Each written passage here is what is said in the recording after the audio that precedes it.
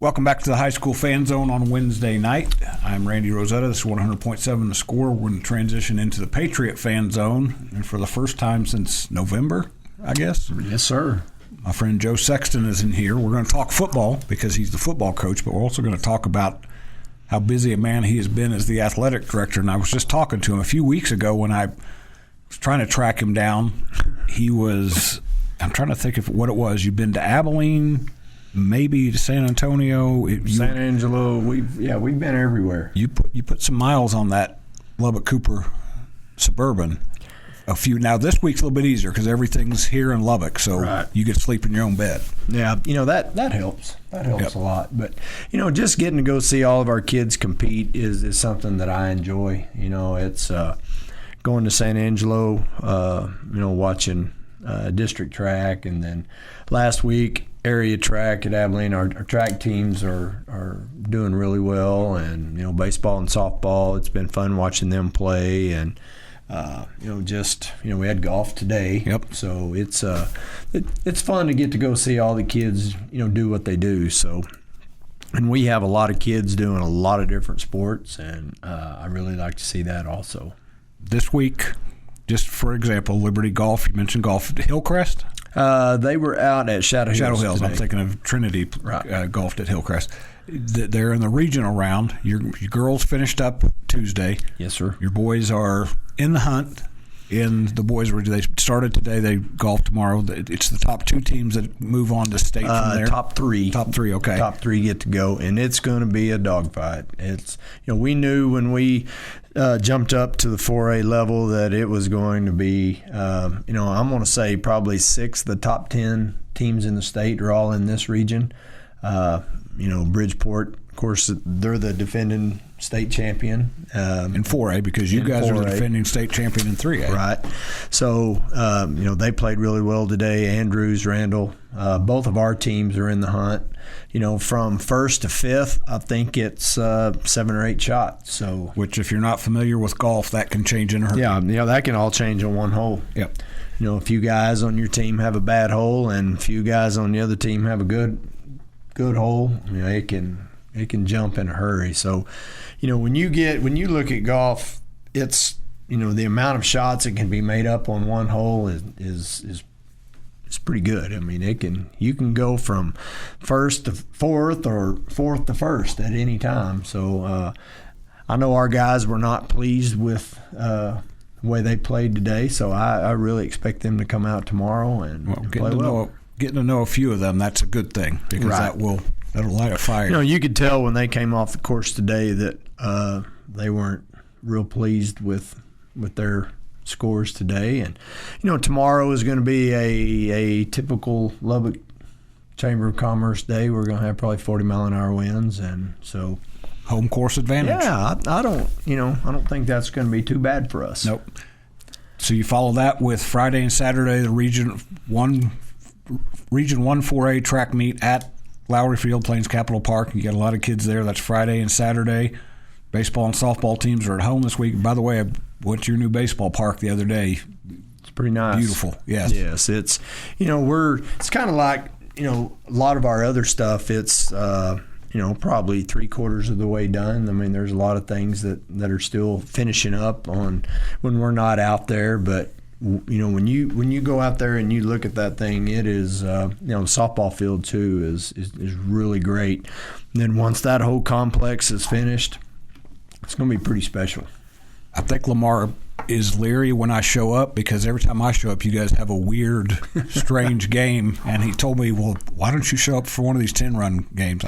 I'll try. Well, you never know when those things are going to show up. Now, you guys have had a few of them because your guys are charging hard towards the district championship in baseball. Right. I guess they play tomorrow because of Good Friday. Yes, I'm sorry. I said Friday. So they're going to play tomorrow, and softball's going to play tomorrow also. So we get as soon as I get through at the golf course, I'll hustle back over to Liberty and get ready for baseball and softball. So. And baseball's headed to the playoffs. I have a hunch you'll have some kids headed to Austin for the state track meet, so that I think so.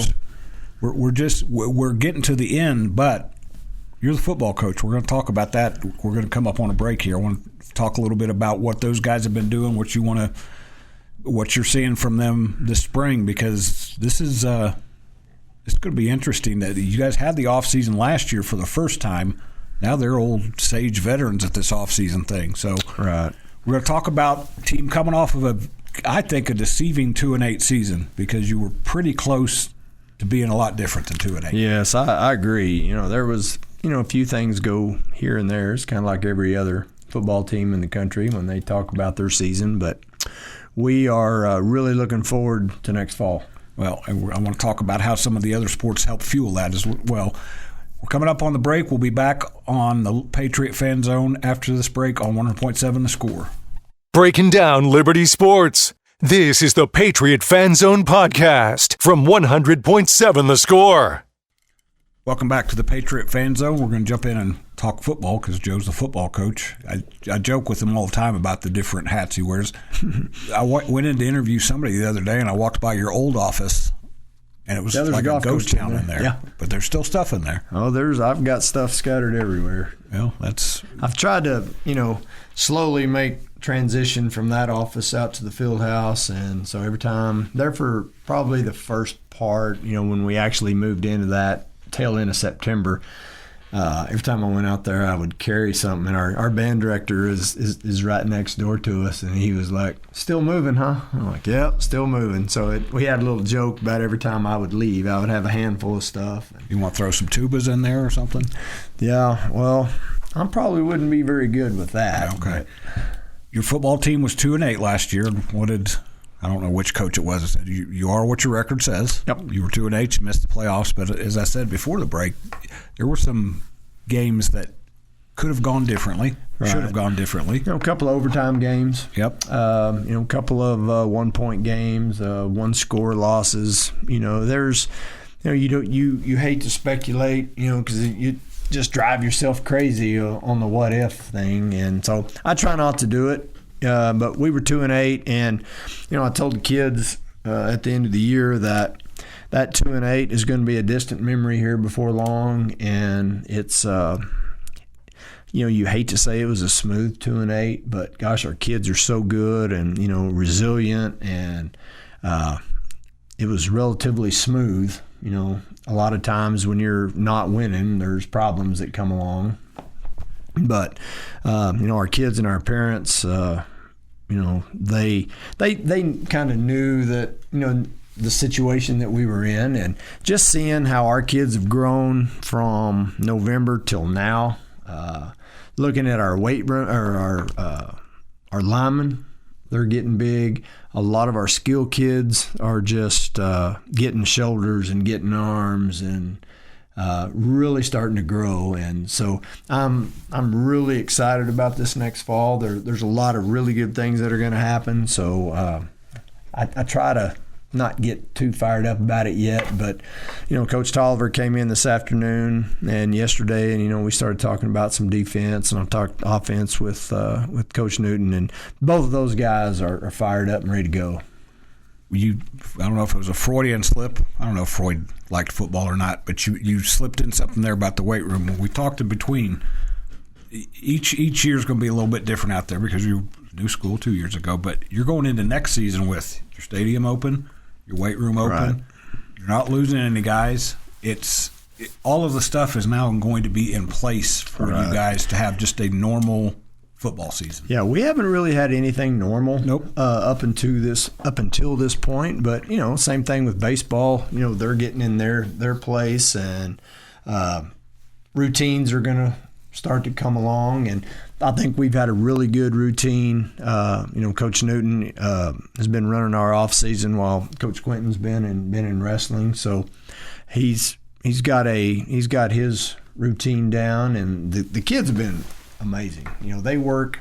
Our baseball guys will show up, and they've been lifting like crazy too. So a lot of times you get some of those guys that are like, I don't want to get sore, but they have really embraced the weight room, and it's fun to watch them in there. A lot of changes going on in Lubbock. You guys were kind of the trendsetters, but we just found out last week, 2 weeks ago, that Memorial will be a 4A school their first year, so you'll have them in your district and everything but football. So you add another in-town rival.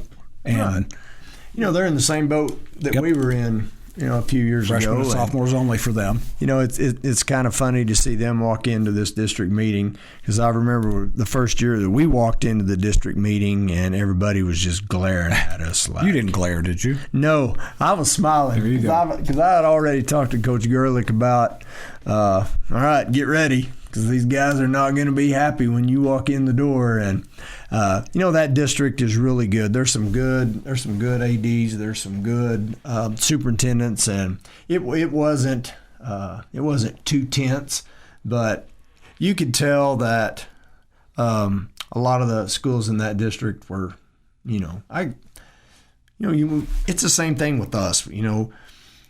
You could say it's Liberty, but it's Lubbock Cooper. Yes. Lubbock Cooper. And same thing with Friendship. Yep. And everybody has that connotation that Friendship's a huge school. And, they're going to grow fast. Yep. But they were very welcoming towards them. And, Coach Gerlich's a great AD. And I think all their programs are about to take off and grow just like ours did. Yep. And we're coming up at the end of the show, but sooner or later we're going to be talking about a big old Lubbock district where all those other schools can have their own district. Yeah, I think it's coming. I think it'll be quick, but we'll talk about that as that comes along. That's it for us this week on the High School Fan Zone. We'll be back next week. I'm Randy Rosetta. This is 100.7 The Score.